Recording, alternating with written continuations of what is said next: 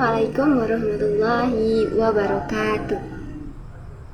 Alhamdulillahirrabbilalamin. Wassalatu wassalamu ala asrafil anbiya'i wal mursalin wa ala alihi wa sahbihi ajma'in. Jadi perkenalkan, nama saya Wulanur Aziza, mahasiswa PAI semester 7. Alhamdulillah, segala puji bagi Allah Subhanahu wa taala. Shalawat dan salam semoga tercurah kepada Nabi Muhammad sallallahu alaihi wasallam, teladan terbaik dalam kehidupan manusia. Nah, anak-anak, pada pertemuan kali ini kita akan belajar tentang adab bertetangga dalam Islam. Nah, melalui materi hari ini kita akan memahami bagaimana Islam mengajarkan kita untuk hidup rukun, toleran, dan damai di tengah perbedaan. Nah, baik perbedaan dalam segi budaya, kebiasaan, maupun latar belakang manusia. Nah, untuk tujuan pembelajaran hari ini adalah Ibu Guru ingin kalian itu mampu memahami sikap yang harus dimiliki oleh seorang muslim dalam memperlakukan tetangga dan menerapkannya dalam kehidupan sehari-hari. Nah, dari tadi kita kan sudah ngomong tetangga. Untuk pengertian tetangga itu sendiri itu apa sih? Baik, di sini Ibu akan menerangkan apa itu tetangga. Tetangga itu adalah orang yang berada di sekitar tempat tinggal kita, baik dekat maupun agak jauh. Nah, dalam Islam sendiri tetangga memiliki kedudukan yang paling penting. Bahkan Rasulullah SAW banyak berpesan agar umat Islam menjaga hubungan baik dengan tetangganya. Nah, Islam itu mengajarkan bahwa perbedaan latar belakang tetangga bukan alasan untuk saling bermusuhan, melainkan kesempatan kita untuk saling mengenal dan menghormati. Nah, hal ini sejalan dengan nilai toleransi dalam Islam, sebagaimana firman Allah dalam Quran Surah Al-Baqarah ayat 296, yang mana isinya itu menegaskan bahwa Islam tidak memaksakan sebuah keyakinan. Keyakinan ini juga berlaku dalam kita hidup bertetangga atau bermasyarakat. Nah, di sini Ibu akan menjelaskan 5 adab bertetangga dalam Islam. Untuk yang nomor pertama itu ada kita harus menghormati dan menghargai tetangga.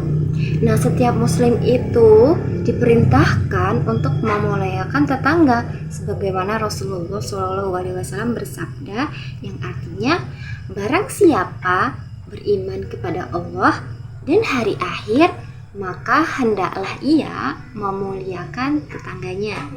Hadis riwayat Bukhari dan Muslim. Nah, untuk contoh gimana sih sikap kita menghormati tetangga di kehidupan sehari-hari?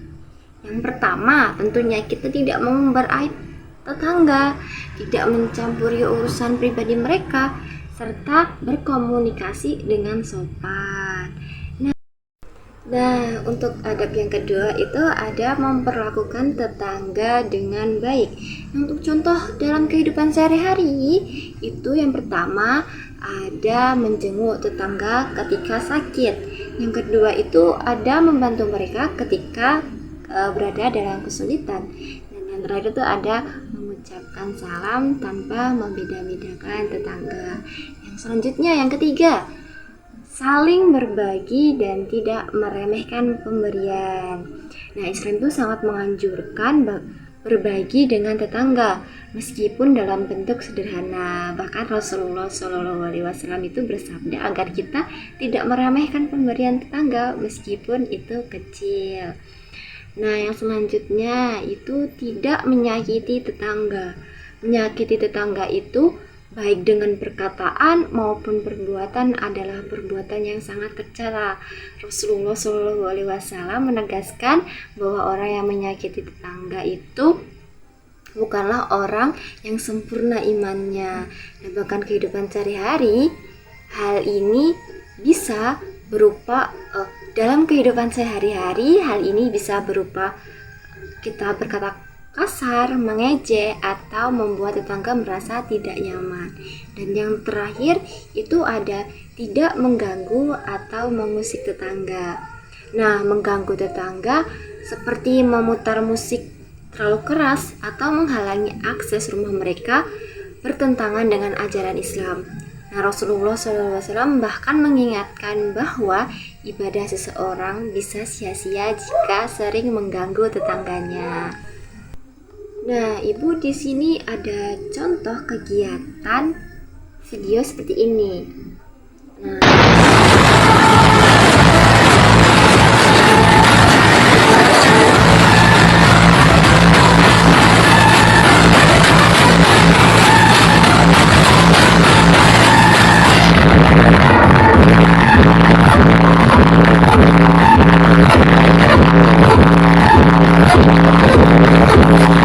sekarang anak-anak coba perhatikan fenomena di lingkungan sekitar kita.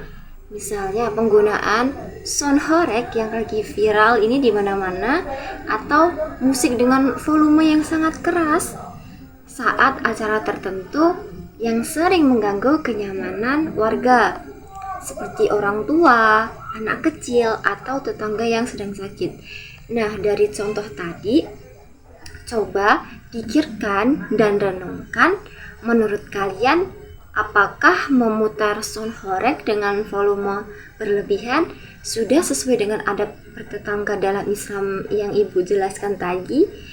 Yang kedua, sikap apa yang seharusnya dilakukan agar hiburan tetap berjalan tanpa menyakiti dan mengganggu tetangga? Dan yang ketiga, ada nilai toleransi apa yang bisa kita terapkan dalam menghadapi perbedaan kepentingan antara hiburan dan kenyamanan warga. Nah, untuk jawabannya silahkan kalian simpan dulu dan jadikan sebagai bahan introspeksi dalam bersikap di lingkungan masing-masing atau ketika kalian berinteraksi dengan tetangga kalian. Nah, sebagai kesimpulan ini, Islam mengajarkan umatnya untuk hidup rukun, toleran, dan saling menghormati, khususnya kepada tetangga.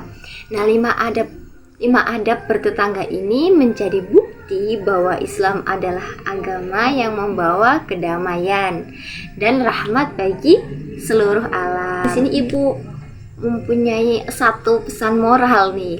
Semakin baik akhlak kita kepada sesama, semakin kuat pula keimanan kita kepada Allah Subhanahu wa taala. Nah, akhir kata, semoga pembelajaran hari ini dapat bermanfaat dan dapat kita amalkan bersama. Oke, Ibu tutup. Wassalamualaikum warahmatullahi wabarakatuh.